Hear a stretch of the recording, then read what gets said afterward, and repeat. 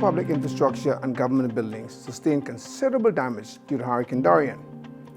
The government remained committed to repairing and completing capital work projects to ensure residents have the accessibility that they need and can conduct businesses as necessary. In this episode, we follow renovations to the McLean complex, the Fishing Hole Road Causeway, and the roadworks in East and West Grand Bahama. Even though we are talking about post-Dorian, there's one pre-Dorian project that I would like to highlight. That is the Smiths Point seawall.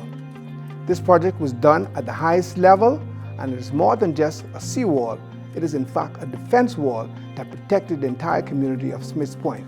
Had we not paid close attention to the construction of this defense wall, as was designed and specified by the Ministry of Works, a lot more damage would have taken place to the community of Smiths Point. This infrastructural work set the bar, this set the tone. All of our major infrastructural work moving forward will take on this model, as was shown at the exit and entrance ramp to the Fishing Hole Causeway. Well, the Ministry of Public Works started its rebuilding efforts immediately following Hurricane Dorian, and I would say as soon as the all clear was given, we began mobilizing our restoration teams, where we re-energized the part of the island that was accessible at the time, which was the west, so that they were in a position, I would say, to assist other residents in the east.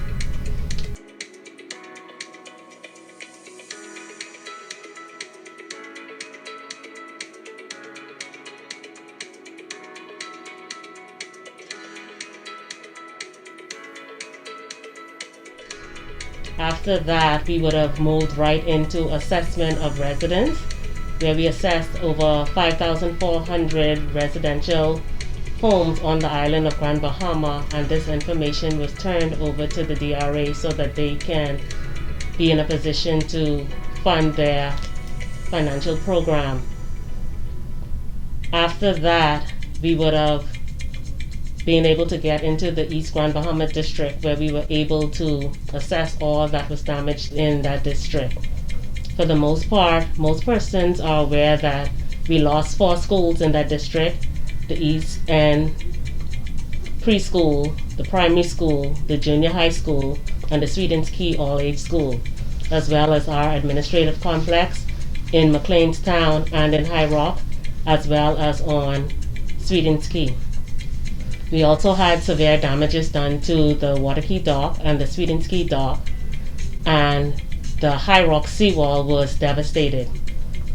Plans are in the works for restoration in that area primarily, and we have been actively dealing with residents who have been coming in to get occupancies, apply for reconstruction, and we would say we have about 500 applications so far that have been processed to date. The Public Hospital Authority will be rebuilding the clinics that were destroyed there in High Rock and in McLean's Town, and of course we will have oversight from a distance on those projects. One of my projects would be the construction of the High Rock seawall that will be on tap soon. We played a major role in the bulk trash cleanup following Hurricane Dorian, and so we mobilized heavy equipment operators immediately following Dorian, and we led that charge up until February of this year before it was turned over to the DRA to further manage. We have also dealt with some temporary road patching in the West Bahama district as well as in Mather Town, until recently, where we were able to sign a $6 million contract with War Construction, and that would include verge cleaning, striping, paving, installment of cat eyes, etc. from east to west, and in some areas in the city of Freeport.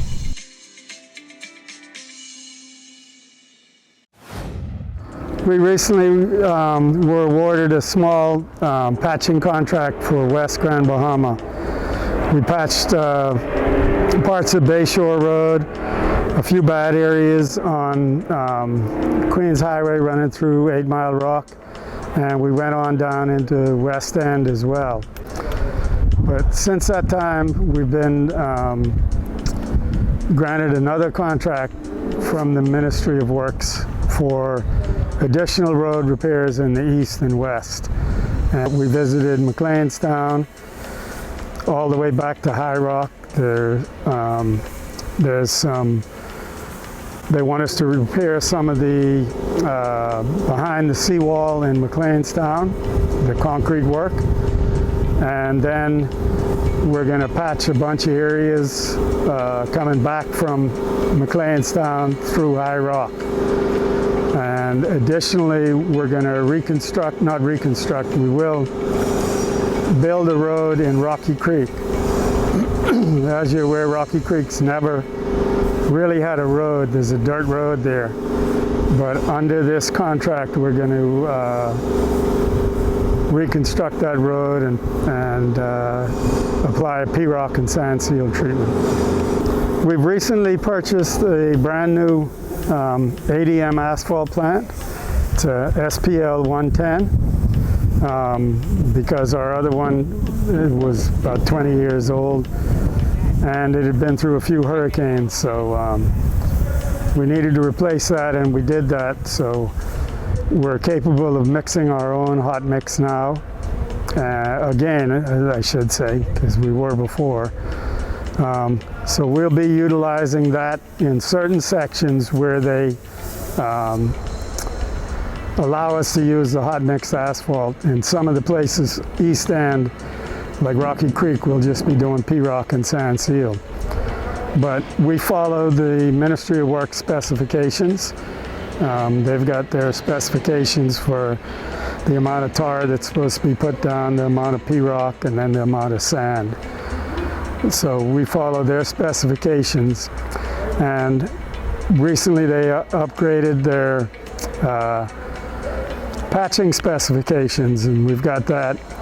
So all the potholes in the east now will be, they'll be saw cut, so the cuts are sort of facing the road, along the road.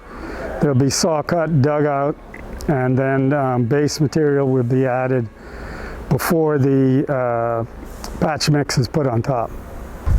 You know, and as far as the future of Grand Bahama, you know, everybody's basically waiting with bated breath to see what happens here.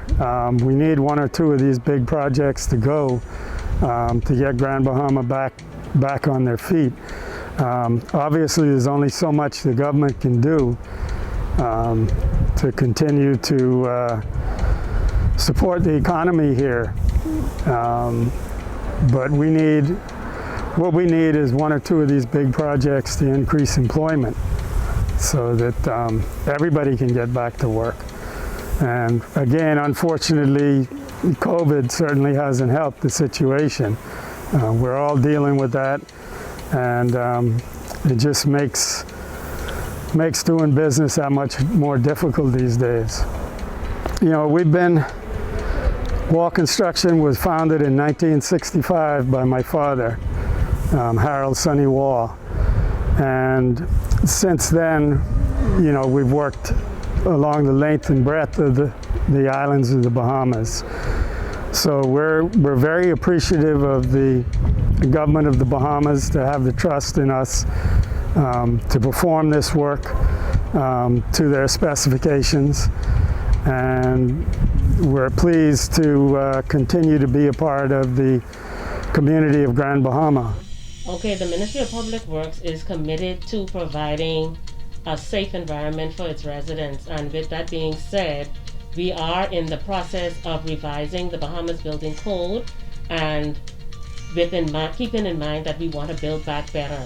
And that is what we have committed to do in all of the stage inspections that we've been completing, as well as working closely with our contractors to make sure that the residents are indeed getting their value for money.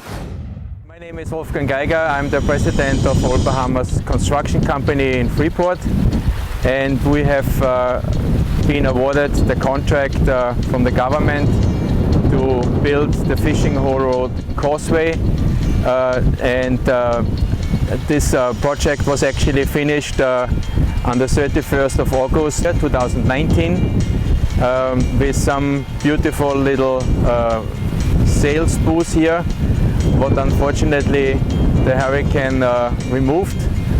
And during this magic event,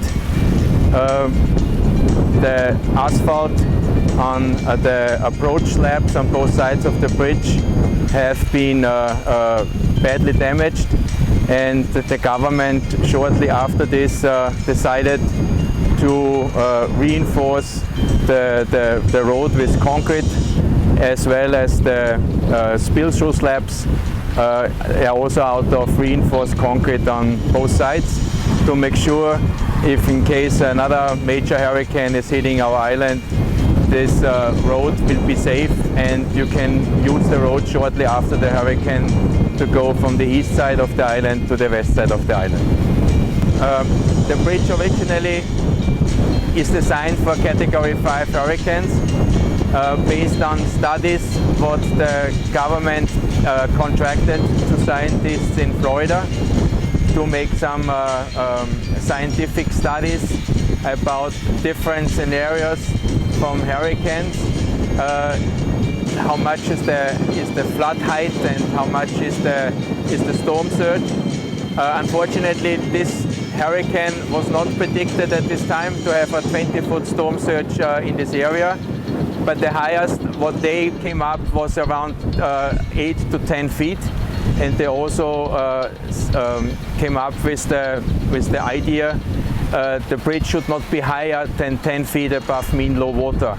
But the government decided to make the bridge 12 feet above mean low water to have already something accounted for future global warming and sea level rise. As a normal hurricanes will be fine to travel basically across the bridge. The last hurricane was a little bit too much, and this hopefully will happen just once every 100 years. I'm excited to be a part of the rebuilding process of the government, in particular this building as a government complex, and its status here in McLeanstown, its status in Sweeten Key, its status in Abaco. This is like a hub for Eastern Grand Bahama, and we are appreciative of the government for really coming and repairing the building because we're completely almost damaged beyond, and the repair work is we had to gut out everything and remove everything that was the hurricane had left, the skeleton part of it, and the government really doing their part to see that the residents are relief, in particular Abaco, Sweeten Key, McLeanstown. The complete wiring of the building has been completed, and the jail cells, special lighting has been placed in. See what's happening. Have you all seen this place a year ago? It was devastation, and the government pumped a lot of money into clean up. Now you can see our part one, and I see the lighting. You see the lights now hooked to the building, and I was surprised how fast that the power is now coming to Eastern Grand Bahama. So we're resilient, we are bouncing back, and the government is doing its part to see that we get the best, and things are happening. A lot of the NGOs who come in and help, but now the government, DRE homes have been repaired, and residents are beginning to see the benefit of what it's all about and being a part of the resilience of McLeanstown and Sweeten Key and Abaco. Ferry service, the workers want to get back to work and use the facilities, and so this is very important that the government, and I thank God for the government and the part they're playing in restoring Eastern Grand Bahama and the complex here in McLeanstown. Thank you for tuning into this series that spreads light to many government renovation and construction projects on the island. We continue the series with more capital work projects in our next episode.